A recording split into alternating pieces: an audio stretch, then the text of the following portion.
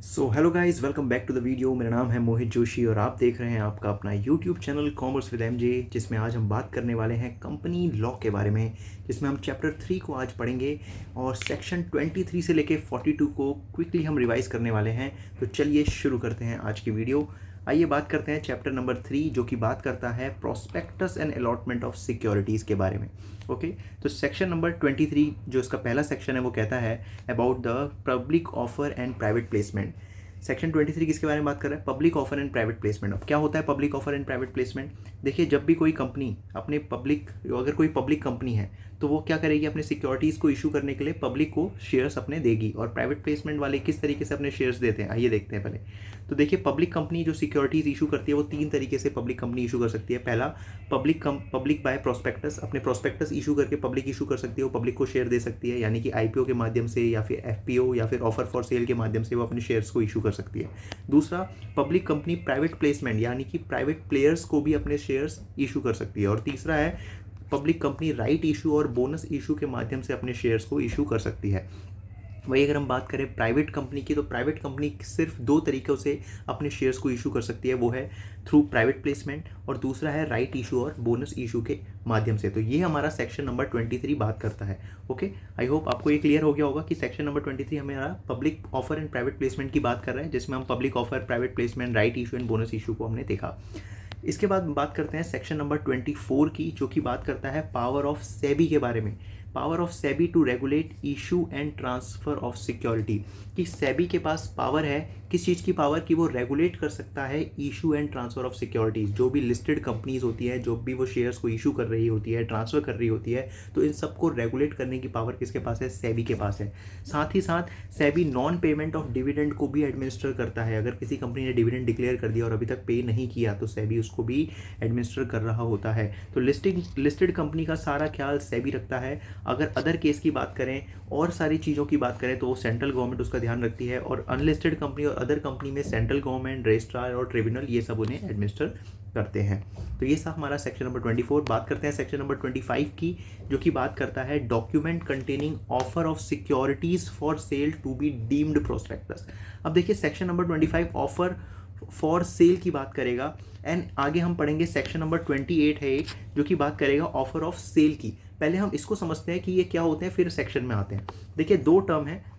पहला टर्म है offer for cell और दूसरा है ऑफर ऑफ सेल। तो पहला है ऑफर फॉर सेल, जिसमें सेक्शन नंबर 25 में जिसकी बात करी गई है, और सेक्शन नंबर 28 में जो बात करी गई है वो है ऑफर ऑफ सेल की। तो आइए पहले इसके बीच में डिफरेंस सीखते हैं। देखिए, ऑफर फॉर सेल का मतलब क्या होता है।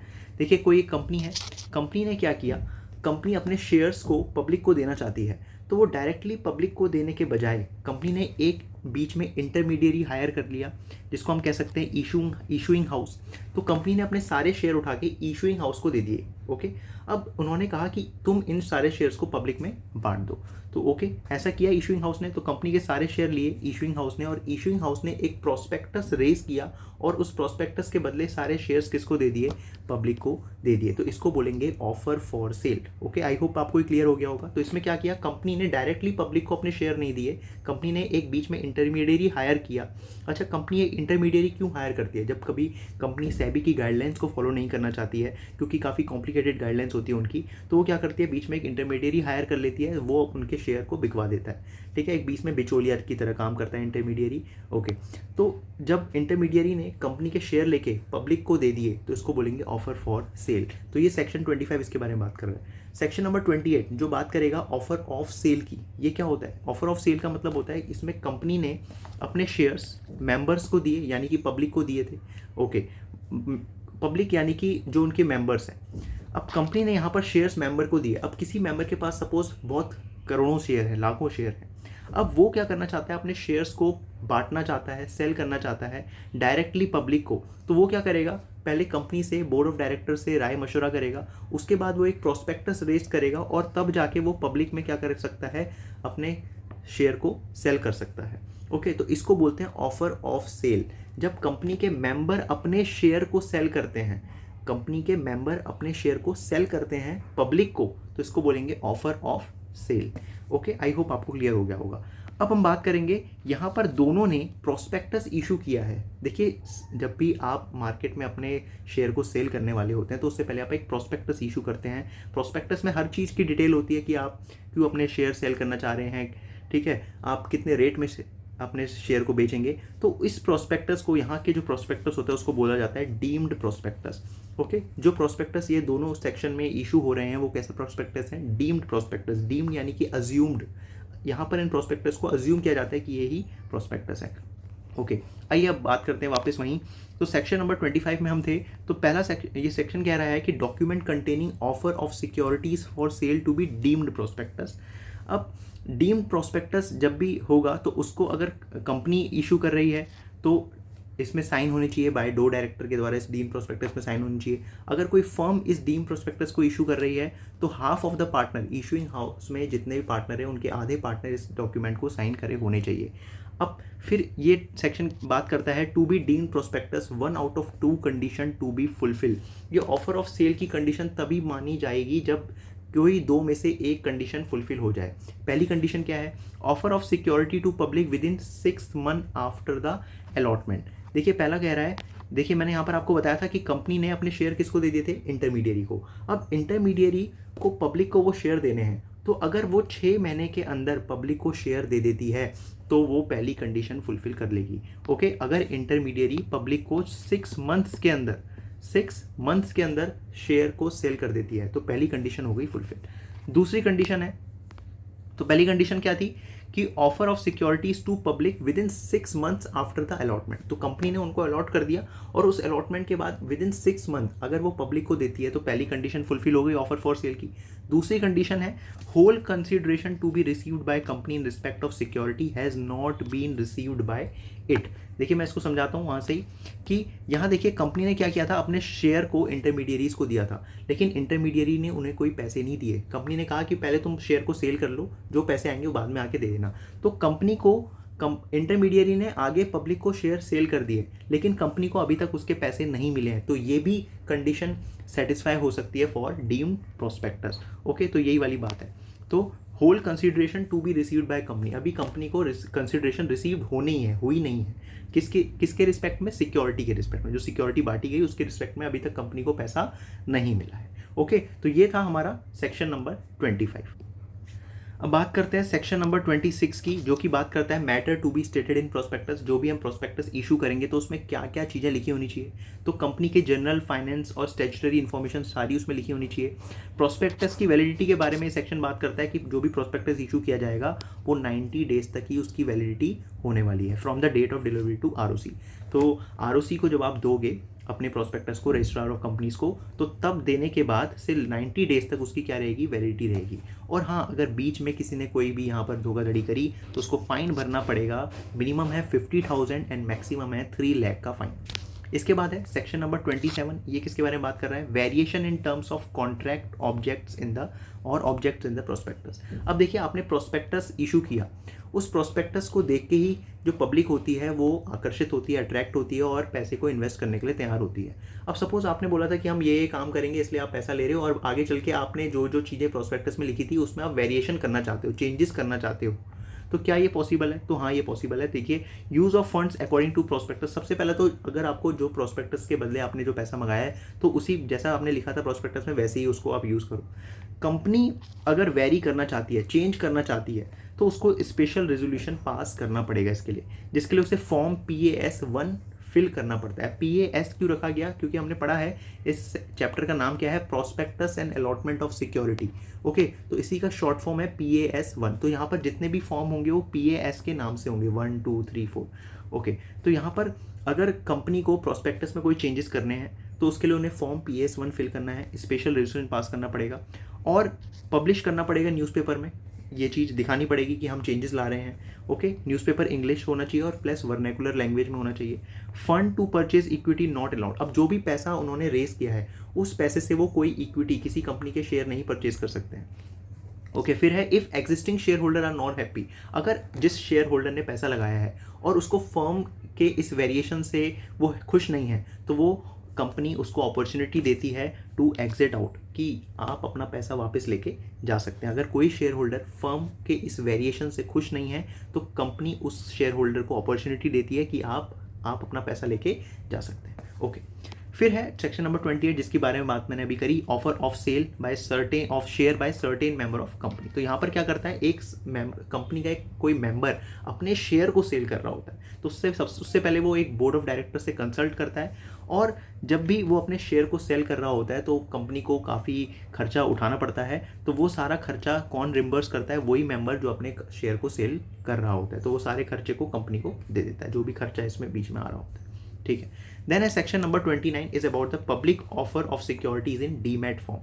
देखिए, जो भी सिक्योरिटीज पब्लिक को ऑफर करी जाएगी वो सारी किस फॉर्म में होनी चाहिए, डीमैट फॉर्म में होनी चाहिए। ऐसा कौन सा सेक्शन कह रहा है, सेक्शन नंबर 29 कह रहा है, और ऐसा प्रोविजन ऑफ डिपॉजिटरी एक्ट 1996 भी कहता है।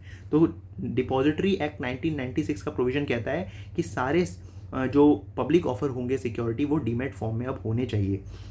अगर हम बात करें अनलिस्टेड कंपनी की, तो उनके लिए भी कहा गया है कि उन्हें सबमिट करना पड़ेगा PAS6 form. PAS6 form about है reconciliation of share audit report. तो इसका एक फॉर्म होता है, वो हर अनलिस्टेड कंपनी को, तो देखिए लिस्टेड कंपनी तो अपने सारे शेयर को डीमैट फॉर्म में इशू करती है, लेकिन जो अनलिस्टेड कंपनी है उनको PAS6 फॉर्म रजिस्ट्रार को देना पड़ता है हर साल, आधे साल में उन्हें देना पड़ता है विदिन 60 डेज। हर आधे साल बाद विदिन 60 डेज ये फॉर्म फिल करके उन्हें देना पड़ता है, किन्हें, अनलिस्टेड कंपनी को।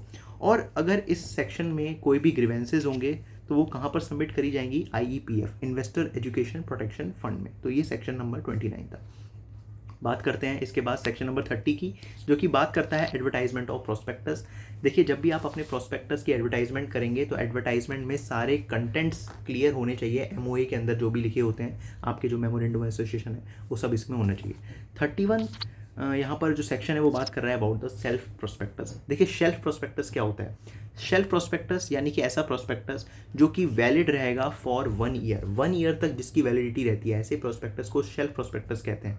तो ये तभी कंपनी इशू करती है जब उनका जो फंड रेजिंग का काम है वो लगातार चलता रहता है। वो एक साल में बहुत बार फंड रेज करती हैं, लाइक बैंकिंग कंपनी, उनको विद इन इंटरवल्स, अलग अलग टाइम इंटरवल्स में उन्हें पैसे की रिक्वायरमेंट होती है। तो बार बार तो पैसे के रिक्वायरमेंट को पूरा करने के लिए प्रोस्पेक्टस इशू करेंगी नहीं, वो इस साल में एक बार प्रोस्पेक्टस इशू करेगी, उसी प्रोस्पेक्टस से बार बार वो पैसा रेज कर सकती है। तो self prospectus use by the institution who require money at regular intervals like banking company. और कभी कभार अगर इस प्रोस्पेक्टस में कोई चेंजेस लाना है तो वो चेंजेस भी लाए जा सकते हैं। उसके लिए आपको फॉर्म PAS2 फिल करना पड़ता है, ठीक है, और इसको बोलते हैं इंफॉर्मेशन मेमोरेंडम। तो इसकी मदद से आप अपने चेंजेस को यहाँ पर ला सकते हैं, उसकी वैलिडिटी को आप चेंज कर सकते हैं, और ये 1 महीने पहले होना चाहिए। चेंजेस लाने से 1 महीने पहले ही ऐसा होना चाहिए। तो इंफॉर्मेशन मेमोरेंडम के थ्रू आप अपने प्रोस्पेक्टस की वैलिडिटी को चेंज कर सकते हैं। इसके लिए आपको फॉर्म PAS2 भरना पड़ेगा। अब बात करते हैं सेक्शन नंबर 32 की, जो कि है रेड हेरिंग प्रोस्पेक्टस। इसको इनकम्प्लीट प्रोस्पेक्टस भी कहते हैं। Issue to invite bids from investor. ये इसलिए इशू किया जाता है ताकि इन्वेस्टर से हम बिड्स को इनवाइट कर सकें, इन्वेस्टर से जान सकें कि वो हमारे शेयर को खरीदने के लिए कितनी बोली लगाने को तैयार है। तो एक इससे हमारी प्राइस डिस्कवरी में हेल्प होता है। ये प्रोस्पेक्टस में कभी भी सिक्योरिटीज़ के प्राइस और क्वांटिटी को नहीं दिखाया जाता है। इस प्रोस्पेक्टस, जब भी company red herring prospectus issue करती है तो उसमें कंपनी कितने रुपए में अपने शेयर को देने वाली है वो नहीं लिखा होता, कंपनी कितने शेयर देने वाली होती है वो नहीं लिखा होता। Filed with ROC and SEBI 3 days prior to opening and offer of subscription. इस प्रोस्पेक्टस को 3 दिन पहले, सब्सक्रिप्शन लिस्ट ओपनिंग होने के 3 दिन पहले ROC और SEBI में फिल करना पड़ता है। ओके, ये रेड हेरिंग प्रोस्पेक्टस है। इसके बाद हम बात करते हैं section number 33 about the issue of application forms of security. देखिए, जब भी company application form of security issue करेगी तो कंपनी कभी भी बिना एवरेज प्रोस्पेक्टस दिए कभी भी एप्लीकेशन फॉर्म इशू नहीं कर सकती है, ठीक है। ये सेक्शन नंबर 33 कहता है जब भी कंपनी एप्लीकेशन फॉर्म दे रही है अपने शेयर होल्डर्स को, तो एप्लीकेशन फॉर्म के साथ साथ उन्हें क्या देना है, एवरेज प्रोस्पेक्टस भी देना है। एवरेज प्रोस्पेक्टस क्या होता है, समरी होती है प्रोस्पेक्टस की। अब देखिए, प्रोस्पेक्टस 300-400 पेज का हो सकता है। अब इतना सारा पेज तो एक कोई शेयर होल्डर पढ़ नहीं सकता, तो एक समरी ऑफ प्रोस्पेक्टस साथ में एप्लीकेशन के देना होता है। लेकिन अगर कोई अंडर राइटिंग एग्रीमेंट की बात होगी तो वहाँ पर एवरेज प्रॉस्पेक्टस जरूरी नहीं है। और अगर इस सेक्शन में कोई धोखाधड़ी करी है तो फाइन हो सकता है 50,000 पर डिफॉल्ट। ओके, आई होप आपको ये क्लियर हो गया होगा। अब बात करते हैं सेक्शन नंबर 34 की, जो कि criminal liability for miss statement in prospectus की बात करता है। देखिए, अगर आपने कोई ऐसा प्रोस्पेक्टस इशू किया है जो कि मिस स्टेटमेंट यानी कि मिसलीडिंग है, यानी कि ये फॉल्स इन्फॉर्मेशन दे रहा है, यानी कि ये अनट्रू है, या फिर इसमें कोई ऐसा फैक्ट है जो डिस्क्लोज सही से नहीं किया है, इसको बोलते हैं मिस स्टेटमेंट इन प्रोस्पेक्टस। तो अगर ऐसा प्रोस्पेक्टस होगा तो जो भी पर्सन ऑथराइज होगा उस प्रोस्पेक्टस को इशू करने में, उसको सजा होगी सेक्शन 447 के तहत। अब 447 में क्या क्या सजा है वो अभी हम आगे डिस्कस करेंगे लास्ट में, तो आपको अभी इतना पता होना चाहिए। No person is liable if omission is immaterial. देखिए, यहाँ पर सजा कब नहीं होगी, अगर ओमिशन जो है इमैटेरियल है या फिर रीजनेबल ग्राउंड टू बिलीव है, लोग इसको मान सकते हैं कि हाँ इनकी गलती नहीं। ओके, तो यहाँ पर जो लाइबिलिटी है वो क्या क्या भुगतनी पड़ सकती है, जेल हो सकती है यहाँ पर मैक्सिमम 10 ईयर्स की, और फाइन भी यहाँ पर हो सकता है। ओके, आई होप आपको समझ आया होगा सेक्शन नंबर 34 क्रिमिनल लाइबिलिटी। वैसे ही सेक्शन नंबर 35 हमारा है, ये बात करता है अबाउट सिविल लाइबिलिटी। देखिए, क्रिमिनल लाइबिलिटी में अगर आपने गलती करी है तो आपको सजा होगी।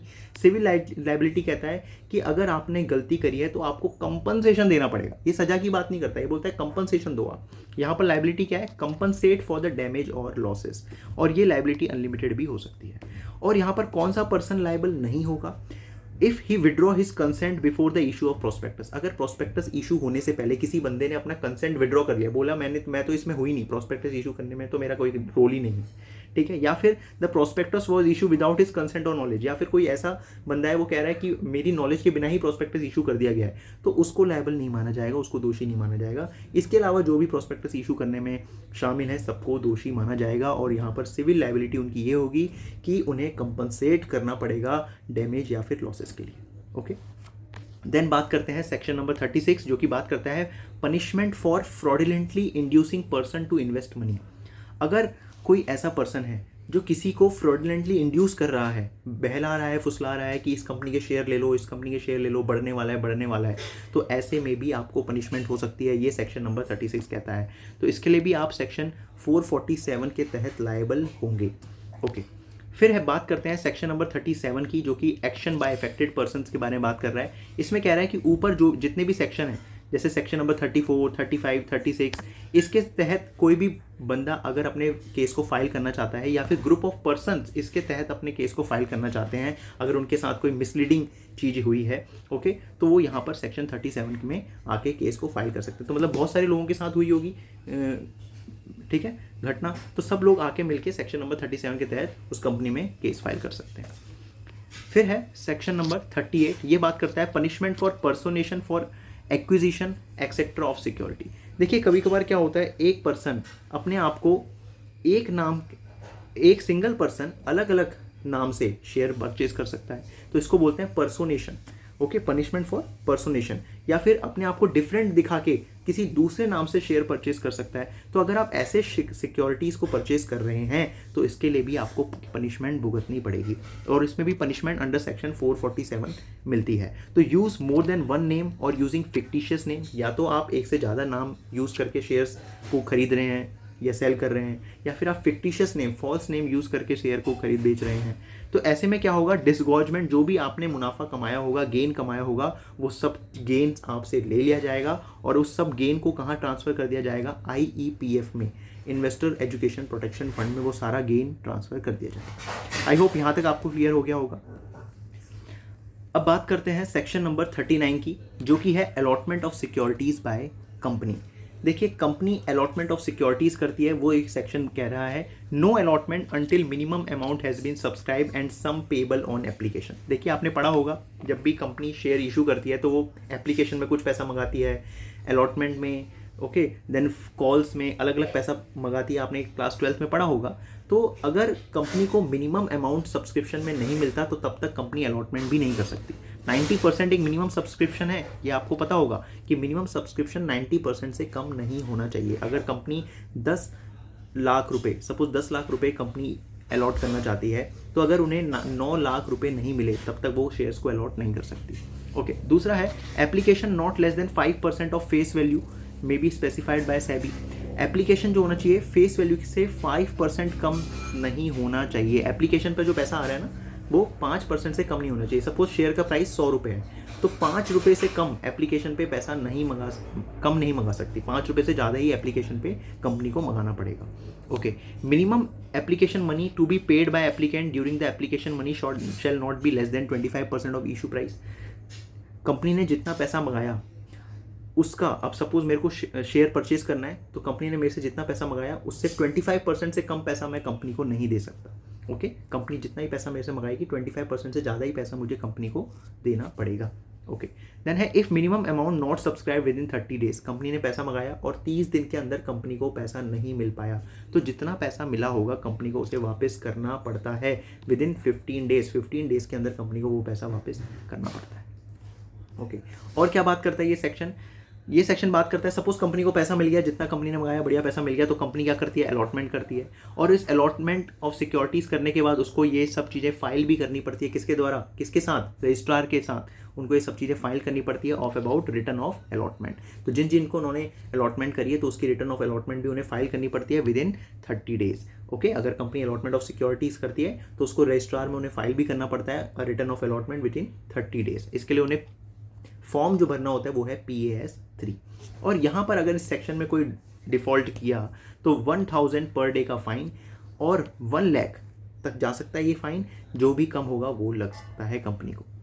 आइए बात करते हैं सेक्शन नंबर 40 जो कि है securities to be dealt in stock exchange. जो भी सिक्योरिटीज़ होंगी वो किसके साथ डील होंगी, स्टॉक एक्सचेंज के साथ डील होंगी। देखिए, जब भी आपकी कंपनी को शेयर्स को इशू करना है तो इसके लिए आपको पहले एप्लीकेशन भी देनी पड़ती है एक रिकॉग्नाइज स्टॉक एक्सचेंज में। Prospectus to state the name of stock exchange. जब आप प्रोस्पेक्टस इशू करते हैं उसमें भी उस स्टॉक एक्सचेंज का नाम होता है कि हम इस स्टॉक एक्सचेंज के साथ डील हैं, चाहे आप NSE के साथ डीलिंग करते हैं या फिर BSE के साथ डीलिंग करते हैं। If even 1 stock exchange not allowed, suppose आपने 2 स्टॉक एक्सचेंज में अपनी एप्लीकेशन फाइल कर रखी है और किसी एक स्टॉक एक्सचेंज ने अपनी एप्लीकेशन को स्वीकार नहीं किया, आपको मना कर दिया हम नहीं कर रहे, तो आपको सारे पैसे रिफंड करने पड़ेंगे जो भी आप लोगों से लेने वाले हैं। अब यहाँ पर स्टॉक एक्सचेंज के साथ ये तो हो गया। अब साथ ही आप बात करिए जो आप फंड रेज कर रहे हैं उसके लिए आपको एक सेपरेट बैंक अकाउंट भी खोलना पड़ता है जिसकी मदद से आप प्रो डाटा अलॉटमेंट करते हैं या फिर जो भी पैसा वापस करना है रीपेमेंट ऑफ मनी भी वहाँ से ही करते हैं। यहाँ पर कंडीशन ऑफ वेव कंप्लायंस को वॉइड माना गया है। और इस सेक्शन में अगर कोई डिफ़ॉल्ट होता है तो कंपनी के ऊपर फाइन लगता है 5 लाख से लेके 50 लाख तक, और ऑफिसर अगर जो भी इस पर रिलेटेड होगा उस पर 50,000 से लेके 3 लाख का फ़ाइन यहाँ पर लगता है। अब अगर बात हुई अंडर राइटिंग की, कभी कभार शेयर को इशू करने के लिए कंपनीज अंडर राइटर्स को भी हायर करती है। अंडर राइटर्स कौन होते हैं, जो गारंटी देते हैं कि अगर पब्लिक ने आपके शेयर्स नहीं खरीदे तो हम आपके शेयर खरीद लेंगे। तो ऐसे लोगों को कमीशन देनी पड़ेगी कंपनी को। तो अगर कंपनी शेयर इशू कर रही है तो ऐसे लोगों को कितनी कमीशन देनी पड़ेगी, 5% ऑफ इशू प्राइस का 5% यहाँ पर देना पड़ेगा। और अगर डिबेंचर की बात है तो 2.5% ऑफ द इशू प्राइस, या फिर जो भी रेट आर्टिकल ऑफ एसोसिएशन में लिखा है उसमें जो भी लिखा है विच एवर इज लेस वो आपको देना पड़ेगा। इसके बाद बात करते हैं सेक्शन नंबर 41 की, जो कि बात करता है ग्लोबल डिपॉजिटरी रिसीट के बारे में। देखिए, ये सेक्शन कहता है कि अगर आपको बाहर की कंट्रीज से पैसे को रेज करना है यानी कि ग्लोबल डिपॉजिटरी रिसीट के माध्यम से, तो इसके लिए आपको जनरल मीटिंग में, कंपनीज की जो जनरल मीटिंग होती है वहाँ पर एक स्पेशल रेजोल्यूशन पास करना पड़ेगा। बस इतना सही सेक्शन। अब आते हैं लास्ट सेक्शन पर जिसका नाम है सेक्शन नंबर 42, जो कि बात करता है अबाउट द प्राइवेट प्लेसमेंट। देखिए, पब्लिक ऑफर हमने सीख लिया, प्राइवेट प्लेसमेंट के बारे में बात करते हैं। प्राइवेट प्लेसमेंट यानी कि कंपनी जब भी अपने सिक्योरिटीज़ यानी कि इक्विटी, प्रेफरेंस शेयर, डिविडेंड किसी आइडेंटिफाइड पर्सन को दे रहा है, वो ग्रुप ऑफ पर्सन्स को, पब्लिक को नहीं जाके दे रहे हैं अपने शेयर्स, वो किसी आइडेंटिफाइड पर्सन्स को दे रहे हैं, इसको कहते हैं प्राइवेट प्लेसमेंट। तो ये आइडेंटिफाइड पर्सन की जो लिमिट है वो 50 है। ओके, 50 पर सिक्योरिटी, या फिर ज़्यादा से ज़्यादा एक फाइनेंशियल ईयर में ये 200 से ज़्यादा नहीं हो सकती। ओके, ये बात आपको ध्यान रखनी है। इस प्राइवेट प्लेसमेंट में कौन कौन नहीं आते, QIB क्वालिफाइड इंस्टीट्यूशनल बायर इसमें नहीं आते, और आपकी जो कंपनी के जो एम्प्लॉयज़ हैं उनको जब आप ESOPs देते हो तो वो भी इसके अंदर नहीं आते हैं। Okay, if limit cross offer, अगर ये लिमिट क्रॉस हो जाती है, ये जो 200 की लिमिट है ये क्रॉस हो जाती है, फिर ये प्राइवेट प्लेसमेंट नहीं रह जाता, फिर इसको क्या नाम से ट्रीट किया जाता है, ये पब्लिक ऑफर है। ओके, यहाँ पर does not apply to NBFC को भी ये अप्लाई नहीं किया जाता, और यहाँ पर जो भी गाइडलाइंस होती है वो NHB की गाइडलाइंस या फिर RBI जो HFC हैं जो आरबीआई की गाइडलाइंस को फॉलो करते हैं उनको, उनके अंदर भी ये प्राइवेट प्लेसमेंट वाली चीज़ नहीं आती है। ओके, अब बात करते हैं कि प्राइवेट प्लेसमेंट में होता क्या है। देखिए प्राइवेट प्लेसमेंट में क्या होता है, कंपनी ने अपने जो शेयर्स हैं, सिक्योरिटीज़ हैं, इक्विटी, प्रेफरेंस शेयर, डिबेंचर, ये किसी आइडेंटिफाइड पर्सन्स को दिए हैं। ओके, तो वहाँ से उन्हें पैसा रिसीव हुआ होगा, तो उन्हें 60 दिन के अंदर क्या करना है, उन लोगों को अलॉटमेंट ऑफ सिक्योरिटीज़ करनी है। अगर 60 दिन के अंदर उन्होंने सिक्योरिटीज़ उन लोगों को अलॉट नहीं करी तो विद इन 15 डेज उनका पैसा वापस करना है, और अगर विद इन 15 डेज वो उनका पैसा वापस नहीं कर पाते हैं तो 12% का इंटरेस्ट उन्हें देना पड़ेगा 60वें दिन की शुरुआत से। ओके, आई होप आपको क्लियर हो गया होगा। तो प्राइवेट प्लेसमेंट में क्या होता है, जो भी पैसा कंपनी को मिलता है इन आइडेंटिफाइड पर्सन से, तो 15 दिन के अंदर 60 दिन के अंदर उनको उनके क्या करनी होती है, सिक्योरिटीज़ इशू करनी होती है। उस पैसे के बदले सिक्योरिटी शेयर्स तो दोगे, किसी ने आपको पैसा दिया है तो आप शेयर दोगे, तो 60 दिन के अंदर आपको उनको शेयर देने हैं। और अगर आप 60 दिन के अंदर उनको शेयर नहीं दे पाए तो 15 दिन के अंदर उनका पूरा पैसा उनको वापस करो। अगर 15 दिन तक उनका पैसा वापस नहीं कर पाते हो तो 60 दिन जहाँ खत्म हुए थे वहाँ से लेके अब तक के आपको हर दिन के 12% पर एनम के रेट से क्या लगेगा, इंटरेस्ट आपके ऊपर चार्ज होगा। ओके, अगर आप प्राइवेट प्लेसमेंट करते हैं तो इसके लिए आपको PS4 फॉर्म फिल करना पड़ता है, जिसको बोलते हैं प्राइवेट प्लेसमेंट ऑफर लेटर, जो कि आपको 30 दिन के अंदर फिल करके सेंड करना होता है ROC को।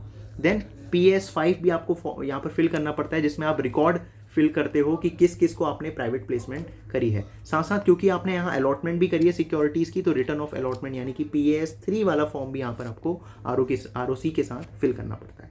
अब बात ध्यान में रखनी है आपको ये कि क्योंकि यहाँ पर आइडेंटिफाइड पर्सन, कुछ गिने चुने लोगों को ही आपने क्या करा है, सिक्योरिटीज़ ऑफर करी है, तो आपको कभी भी पब्लिक अनाउंसमेंट नहीं करनी है शेयर देने से पहले, ना ही एडवर्टाइजमेंट करनी है। ओके, और अगर इस सेक्शन में डिफ़ॉल्ट किया तो अमाउंट रेज्ड, जो भी आपने पैसा रेज किया है, या फिर 2 crore, which ever is lower, ये आपका फाइन हो जाएगा। ओके, आई होप आपको ये क्लियर हो गया होगा सेक्शन।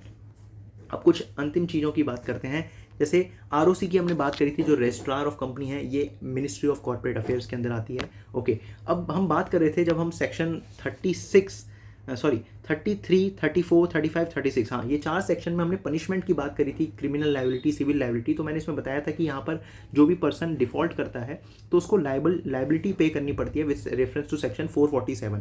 तो क्या क्या वो लायबिलिटी है, अब उसको जिक्र करते हैं हम।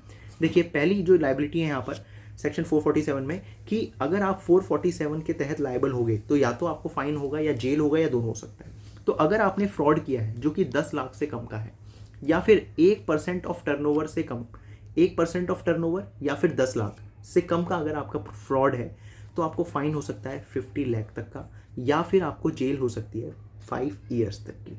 दूसरा है, अगर आपका फ्रॉड इक्वल या मोर देन 10 लाख है, या फिर 1% ऑफ टर्नओवर है, तो आपका जो फाइन होगा वो मिनिमम फाइन तो वो होगा जो इतना आपने फ्रॉड किया है, या फिर मैक्सिमम हो सकता है 3x amount of fraud. Okay, और जेल हो सकती है, साथ साथ जेल भी होगी इसमें, मिनिमम 6 साल की एंड मैक्सिमम इज 10 ईयर्स।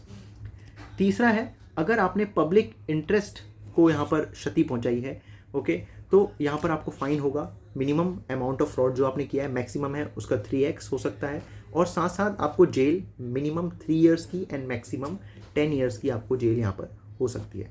तो आई होप आपको क्लियर हो गया होगा कि 447 सेक्शन के तहत अगर कोई भी पर्सन लाइबल हो सकता है तो मैक्सिमम उसको जो जेल हो सकती है वो 10 साल की हो सकती है, और फाइन भी उसको बढ़िया 50 लाख तक का मिनिमम फाइन उसको हो सकता है। ओके, आई होप आपको ये पूरा सेक्शन और पूरा चैप्टर अच्छे से क्लियर हो गया होगा, चैप्टर नंबर 3 जिसका नाम था prospectus and allotment of security. अगर आपको कोई भी डाउट है तो आप प्लीज़ नीचे कमेंट करिए, मैं आपका जरूर रिप्लाई करूंगा। मिलते हैं अपनी नेक्स्ट वीडियो में जिसमें हम चैप्टर नंबर 4 को डिस्कस करेंगे और क्विक रिवाइज करेंगे। तब तक के लिए गुड बाय, टेक केयर।